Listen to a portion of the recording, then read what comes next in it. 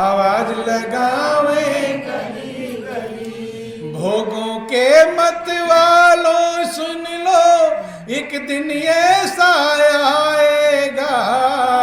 भोगों के मत वालों सुन लो, एक दिन ऐसा आएगा।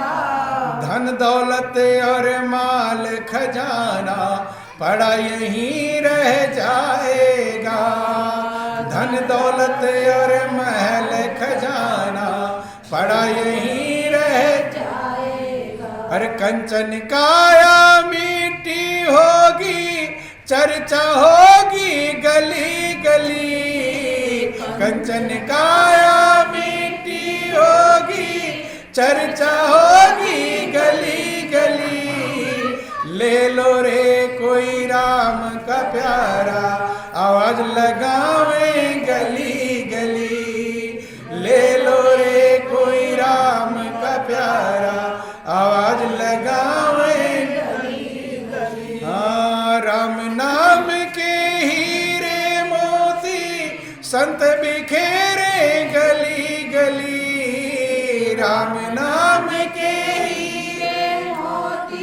संत बिखेरे गली गली। ले लो रे कोई राम का प्यारा, आवाज लगावे गली गली।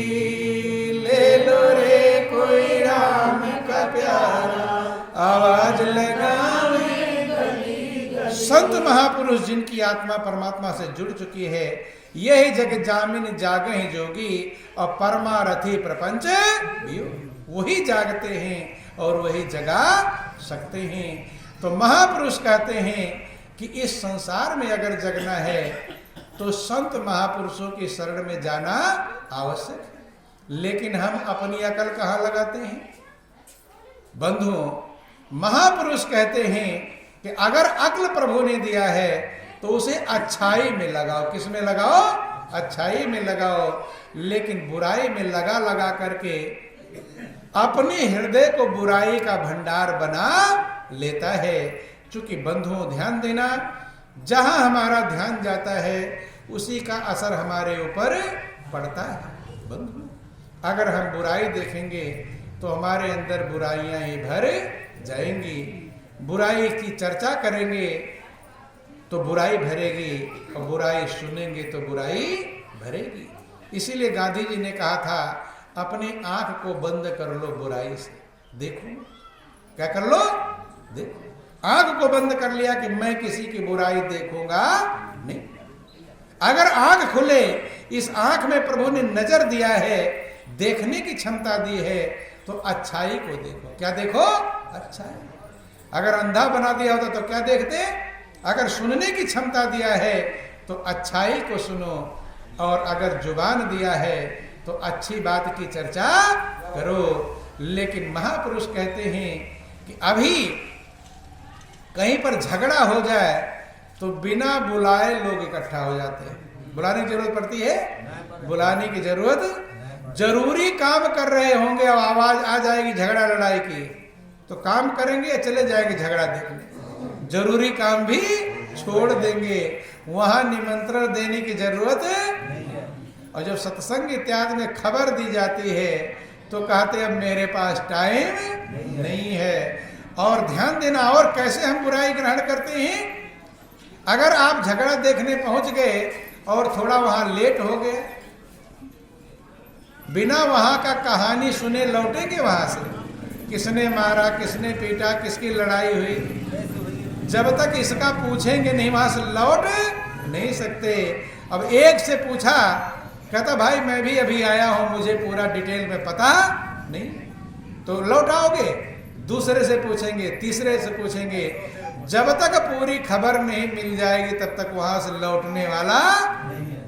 लेकिन सत्संग में जब आते हैं तब थोड़ा लेट आए तो क्या किसी से पूछते हैं कि भैया मैं थोड़ा लेट हो गया था, इसके पहले क्या सुनाएगा थोड़ा मुझे बता दो? पूछते हैं? यहाँ कोई किसी से पूछता तो क्या ग्रहण करते हैं? बुराई की अच्छाई, अवगुण ग्रहण करते हैं। महापुरुष का अवगुण इकट्ठा इकट्ठा कर करके अपने हृदय को कबाड़ खाना बना लिया। क्या बना? कबाड़ खाना कबाड़ इकट्ठा कर लिया। इसलिए और दुनिया के जैसे समझना, जिसकी बुराई आप देखोगे उसकी बुराई में कमीशन आपको जरूर मिलेगा। मिलेगा कि नहीं मिलेगा? जिसकी भी बुराई देखेंगे कहे बुरा जो देखन मैं चला और बुरसे बुरा बुरा न देखन में बुरा न मिलिया कोई, और जो ढूंढा अपना तो मुझसे बुरा ना। दूसरे का जब देखोगे तो उसमें आपको कमीशन मिलेगा। क्या मिलेगा? कैसे कमीशन मिलेगा? थोड़ा बुरा मत ना समझाते हैं। जैसे आपने भोजन कर लिया है, भोजन पच गया है, पचने में कोई दिक्कत नहीं, लेकिन अब किसी को पलटी होने लगे। क्या होने लगे? पलटी। अब उसे देखने लगो तो आपके मन पर असर पड़ेगा कि नहीं पड़ेगा? पड़ेगा। और ज्यादा एकाग्र हो जाओगे तो हो सकता तुम्हारी पलटी चालू हो जाए। तो कमीशन मिला कि नहीं मिला? ध्यान देना। तो जैसे आपका भोजन पच गया था, लेकिन पलटी वाले को देखते देखते आपकी पलटी चालू हो गई। ऐसे जब किसी की आप बुराई देखेंगे तो उसमें से 2%, 4%, 10% कुछ ना कुछ मिल जाएगा। और यही ज्यादातर लोग इकट्ठा कर लेते हैं और बुराई के भंडार बन जाते हैं। लोगों को कौन कहे, संत महापुरुषों की बुराई देखने में, बुराई चर्चा करने में हिचकते नहीं हैं। जबकि रामायण में वर्णन है, उसी रामायण में लिखा गया, जब हनुमान जी को मेघनाथ बांध कर ले गया तो सारे नगर के लोग आए आज देखने के लिए कि कौतुक कहाँ आए पुरवासी और मारहि चरण करहि बहु हासी। सारे नगर के लोग देखे बंदर, जो इतने लोगों को मार दिया था, कौन सा बंदर है, आए हैं। अब तो बंधा हुआ है, अब पैर में मार रहे और हंसी मजाक कर रहे हैं। महापुरुष कहते हैं कि साधु अवज्ञा कर फल कैसा, ओ जरे नगरे अनाथ कर जैसा। हनुमान जी एक संत हैं और उनकी अवज्ञा लोगों ने किया, उनका अपमान लोगों ने किया। उसका फल क्या हुआ कि सारा नगर ऐसे जल रहा है। जो रावण इतना बलशाली था, जो मालिक था उस लंका का, उसका नगर ऐसे जल रहा है जैसे इसका कोई मालिक अनाथ की तरह जल रहा है। साधु भगवान शंकर पार्वती सुझाते, पार्वती कभी संत का अपमान करना नहीं चाहिए, कभी संत की निंदा करनी नहीं चाहिए। निंदा वैसे किसी की नहीं करनी चाहिए, लेकिन संत जो रात दिन परमार्थ में लगे हुए हैं, जीवों की भलाई में लगे हुए हैं, उनकी निंदा करने का आसानी फल प्राप्त होता है। संत का निंदक दादुर कभी पढ़ लेना, गुरबाणी गुरु ग्रंथ साहब में संत का निंदक को क्या क्या फल मिलता है, उसमें पूरा वर्णन आया हुआ है। बंधुओं, भगवान शंकर पार्वती से कहा, पार्वती कि साधु अवज्ञा तुरत भवानी और कर कल्याण अखिल कर हानि। जो साधु का अपमान करेंगे, निंदा करेंगे, बुराई करेंगे, तो सारा जो कल्याण है वो सबका नुकसान हो जाएगा, सबकी हानि हो जाएगी। इसलिए महापुरुष कहते हैं कि महापुरुष यहां तक कहते हैं, देखो भगवान राम के यहां पर जब गुरु वशिष्ठ पधारते हैं, रामायण पढ़ने वालों को गौर करना चाहिए, विचार करना चाहिए। राम अपने गुरु से कितना प्रेम करते हैं। प्रेम की पराकाष्ठा है जब उन्होंने सुना कि मेरे गुरु महाराज जी पधारे हैं। कौन पधारे हैं? कि गुरु आगमन सुनत रघुनाथा ओ द्वार आई पद नायो माथा। सुन लिया, द्वार पर आकर चरणों में दंडोत प्रणाम करते। बंधुओं, कि सादर अर्घ्य दे गृह आने और 16 भांति पूजी सनमानी। आदर पूर्वक अर्घ देते हुए जल गिराते हुए ले जाते हैं। कि कहीं कहीं ऐसा प्रथा है, नई नई बहू आती तो जल गिराते हुए ले जाती है, मेहमान जो भी व्यवस्था है। सादर अर्घ दे गृहाने, अर्घ देते हुए अपने घर में प्रवेश कराते हैं। 16 भांति पूज सन्माने, 16 भांति पूजा करते हैं। 16 से भगवान राम अपने गुरु वशिष्ठ की पूजा करते हैं। अब फिर क्या करते हैं कि गहे चरण सिय सहित बहोरी, ओ बोले राम कमल कर जोरी। फिर सीता सहित चरणों में दंडोत प्रणाम करते हैं बंधुओं। क्यों? कि गुरु जी को कीजिए दंडवत, कोटि कोटि प्रणाम। ओ कीट न जाने भृंग को, गुरु कर ले आप समान। एक भृंगी एक कीड़ा होता है, वो किसी जाति के कीड़े को लाता है, अपने मिट्टी के घरौंदे बंद करता है, अपनी डंक मार करके, अपनी आवाज सुना करके उसे भृंगी ही बना देता है। बंधु, यही गुरु का काम है। गुरु की उपमा भृंगी से दी गई। कहीं कहीं गुरु की उपमा पारस से दी जाती है कि जैसे पारस पत्थर लोहे को सोना बना जाता है, ऐसे गुरु शिष्य को सोने के समान चमका देते हैं। लेकिन कहते हैं कि पारस की उपमा तो दी गई, लेकिन सदगुरु की उपमा पारस से दी जा सकती नहीं है। क्यों? कि बंधुओं, पारस जो होता है, बोलो वृंदावन बिहारी लाल की जय, उमापति महादेव की। पारस लोहे को सोना बना देगा कि पारस के परसंग से कंचन भई तलवार, तुलसी तीनों ना गए धार मार आकार। पारस के छूने से जो लोहे की तलवार थी वो सोने की बन गई, लेकिन 3 अवगुण उसमें रह गए। क्या रह गए? धार भी रह गई, मारने की जो मारने काटने वाली व्यवस्था वो भी रह गई, और टेढ़ा जो आकार है वो भी टेढ़ा रह गया। ध्यान देना, पारस में और सदगुरु में कितना अंतर है, गौर कर लेना।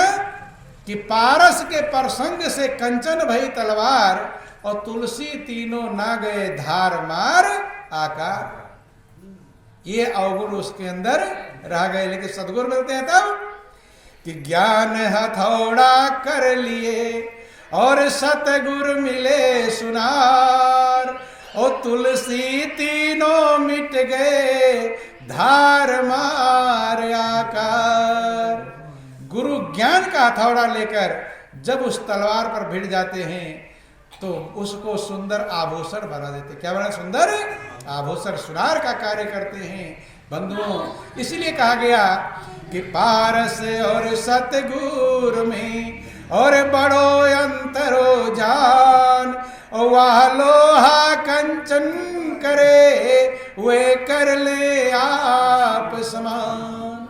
विवेकानंद के गुरु रामकृष्ण परमहंस हुए और उनकी पत्नी थी मां शारदा। बंधु ध्यान देना, इतने महान हुए विवेकानंद को उन्होंने सोना नहीं बनाया। उन्होंने क्या बनाया? सीधा पारस पत्थर ही बना दिया। विवेकानंद जब अमेरिका के शिकागो विश्व धर्म सम्मेलन में गए हुए थे, पूरे विश्व के महापुरुष आए थे, लेकिन उनकी सबसे पहला नंबर किसका आया? विवेकानंद का। किसका आया? विवेकानंद का। क्यों? कि तेरा मेरा मनवा कैसे एक होई रे, और तू कहता है कागज लेखी, और मैं कहता हूं आंखों देखी, और मैं कहता हूं जागत रहियो, और तू जाता है सोई रे, और तेरा मेरा मनवा कैसे एक होई। बंधु, महापुरुष समझाते हैं कि वो विवेकानंद जो 39-40 साल की उम्र में शरीर छोड़ गए। कितना? 39 साल। इतनी कम उम्र में बंधु, एक कम उम्र कहलाता है, लेकिन पूरे विश्व में भारत को धर्म गुरु बना दिया। क्या बना दिया? धर्म गुरु बना दिया। कब? जब सदगुरु मिल गए। कौन मिल गए? रामकृष्ण परमहंस मिल गए। तो इसलिए रामायण में लिखा गया कि इस संसार में मनुष्य का जीवन बड़े भाग्य से मिलता है कि नर तन भववारिधि कहूं बेरो, और सन्मुख मरुत अनुग्रह मेरो। मनुष्य का जीवन भव सागर पार जाने के लिए बेड़ा है, नाव है, और सन्मुख मरुत अनुग्रह मेरो, और मेरी जो सबसे बड़ी कृपा है, लोग जाते हैं मंदिर में, है भगवान मेरे ऊपर कृपा कर दो, कृपा मांगने जाते हैं। सबसे बड़ी कृपा जो भगवान के पास है वो क्या है? सन्मुख मरुत अनुग्रह। मेरे मरुत माने हवा, आपके अंदर जो हवा चल रही है प्राण वायु, ये सबसे बड़ी कृपा है। इससे बढ़कर कृपा दुनिया में कोई मौजूद नहीं। सबसे बड़ी कृपा है आपका श्वास चलना। श्वास चलेगा तभी धनी कहलाओगे, तभी बेटा के बाप कहलाओगे, तभी पत्नी के पति कहलाओगे, तभी दानी कहलाओगे, तभी भक्त कहलाओगे, तभी राजा कहलाओगे, तभी विद्वान कहलाओगे, तभी चतुर चालाक, जो कुछ भी बनोगे जब श्वास चलेगा। इसलिए सबसे बड़ी कृपा है सन्मुख मरुत अनुग्रह। मेरो मरुत जो प्राण वायु चल रही है वो सबसे बड़ी कृपा है। जब आप पैदा हुए थे, मान लो अस्पताल में पैदा हुए थे, तो डॉक्टर सबसे पहले क्या देखता है? इसके श्वास चल रहा है कि नहीं। श्वास चलाने, कभी कभी दबाते हैं पेट को, श्वास चलाने का प्रयास बच्चा का करते हैं। ध्यान देना, श्वास अगर आपका ना चलता वहां पर जिस दिन पैदा हुए थे, तो घर आते कि उधर से उधर ट्रांसफर हो जाते, उधर ही चले जाते, घर लौटकर नहीं आते। जितने रिश्ते नाते आज तक आपके बने हुए हैं, आज आप अपनी पत्नी के पति हैं श्वास चलने के कारण। वही श्वास का चलना रुक जाए तो फिर कोई रिश्ता नाता, ना भाई के भाई है, ना पत्नी के पत्नी, ना बेटे के बेटे, किसी के कुछ भी, सारा रिश्ता एक श्वास चलने का है। यही प्रभु की सबसे बड़ी कृपा है, जिस कृपा को हम समझ पाते नहीं है। इस कृपा को जिसने समझ लिया वो हर श्वास में प्रभु को धन्यवाद देता है कि प्रभु मेरा ये श्वास चला दिया, आपको धन्यवाद। अगला श्वास चला दिया आपको, और धन्यवाद क्या है? प्रत्येक श्वास में प्रभु के नाम का सुमिरन करना चाहिए कि श्वास श्वास सुमिरन करो और वृथा श्वास ना खो, और ना जाने इस श्वास का आवन हो या न हो। प्रत्येक श्वास में प्रभु को धन्यवाद दो, और धन्यवाद देने का तरीका फल फूल प्रसाद चढ़ाना नहीं, धन्यवाद देने का तरीका है प्रत्येक श्वास में प्रभु के नाम का सुमिरण करो। यही प्रभु का धन्यवाद है और यही अपनी आत्मा का धन्यवाद है। आत्मा उसी के लिए प्यासी है, बेचैन है। बंधुओं ध्यान देना, इसीलिए हनुमान जी हर श्वास में प्रभु के नाम का सुमिरण करते हैं। आप लोग हनुमान चालीसा में पढ़ते हैं कि नासै रोग हरै सब पीरा, और जपत निरंतर हनुमत वीरा। जिस सुमिरन से सारे रोग हर लिए जाएंगे, सारी पीड़ाएं हर ली जाएंगी, वो निरंतर सुमिरन सबके अंदर मौजूद है। बंधुओं, साचा सुमिरन घट बिखे और दीना सिरजनहार, और ताही सु मन रम रहा कहे कबीर विचार। सच्चा सुमिरन सबके श्वास में प्रभु ने दे रखा है। बंधुओं, उसमें के दुख में सुमिरन सब करे या सुख में करे न कोय, और जो सुख में सुमिरन करे तो दुख काहे को होए। बंधु, हनुमान जी निरंतर सुमिरन करते हैं, शंकर भगवान निरंतर सुमिरन करते हैं कि संतत जपत शंभु अविनाशी, और शिव भगवान ज्ञान गुण राशि। निरंतर सुमिरन करते हैं हनुमान जी, निरंतर सुमिरन शंकर भगवान, और भगवान कृष्ण अर्जुन को भी निरंतर सुमिरन की सलाह देते हैं। कहते हैं अर्जुन, जीवन कब खत्म हो जाए कुछ भरोसा नहीं है, और अंत में अगर प्रभु का में मन लगा हुआ है, शरीर छोड़ोगे तो प्रभु को प्राप्त कर लोगे।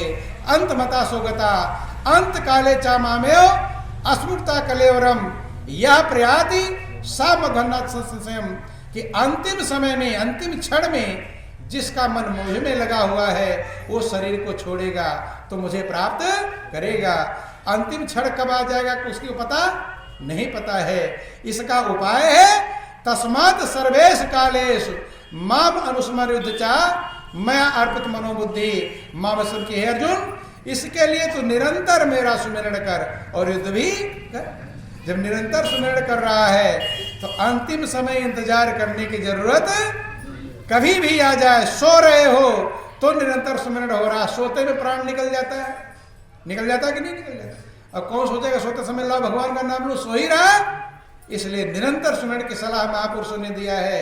अगर निरंतर सुमिरन कि सोने वाला अच्छा है जगने वाले से, अगर सोकर सुमिरन कर रहा है और जग कर नहीं कर पा रहा है, कि जागन ते सोन भला और जो कोई जाने सोए, अवंतर लो लागी रहे सहजो सुमिरन हो।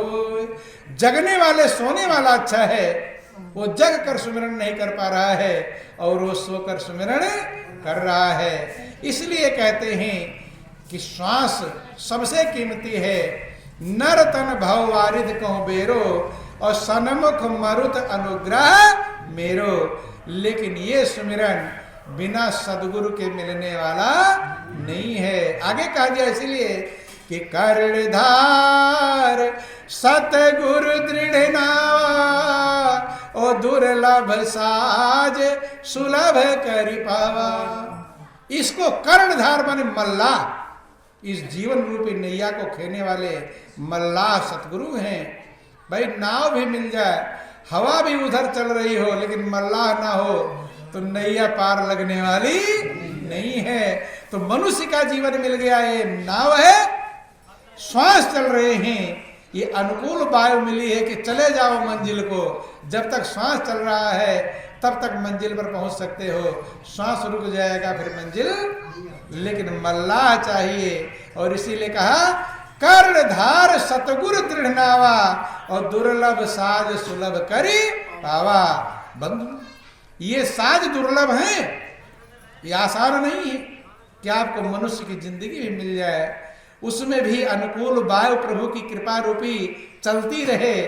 अब बच्चे चले जाते हैं, बाप बैठे रहते हैं, नहीं है। और सदगुरु मिल जाए ये बहुत कठिन है बंधुओं। जन्म जन्मांतर के जब पुण्य उदय होते हैं तब सदगुरु मिलते हैं।